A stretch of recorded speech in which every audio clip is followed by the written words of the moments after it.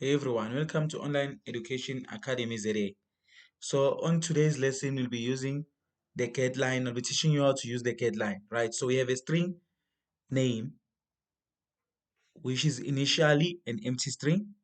It's where the user will enter his name, right? So see out, enter your name.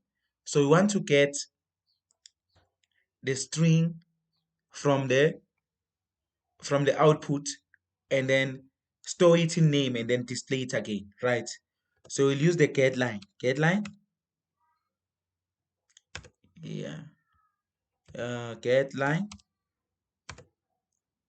Getline function. We wanna get it from the user's inputs. We'll get it from the cin, then we'll store it in name. So we'll have two parameters in this getline function. We'll have the cin and then the name, which is this name that we want to store the string in, right? So when the user input, when it says enter your name, this is going to be the cin. This is where you're going to enter your name. And then this name, we want to store it under the string name.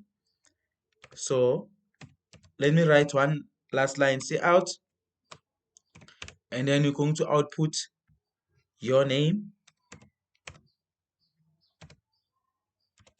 Your name is, okay? And then we'll say name. So this name will be written there. Your name is, we'll get it from the command window. So we'll get it from the cin in the command window, and then we're going to store it in name, and then we'll display it again in the command window that you'll see it now. When say your name is name. Let's build here.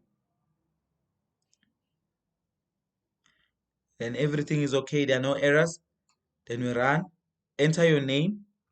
Okay, let me zoom in a little bit so that everybody can see.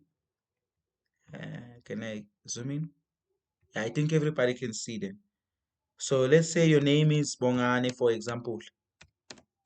Bongani. Then when I press enter, your name is Bongani. Then this it has stored this name under name that you've inputted in the cin. So it was able to get the line from the command window and then store it in name, in that empty string called name.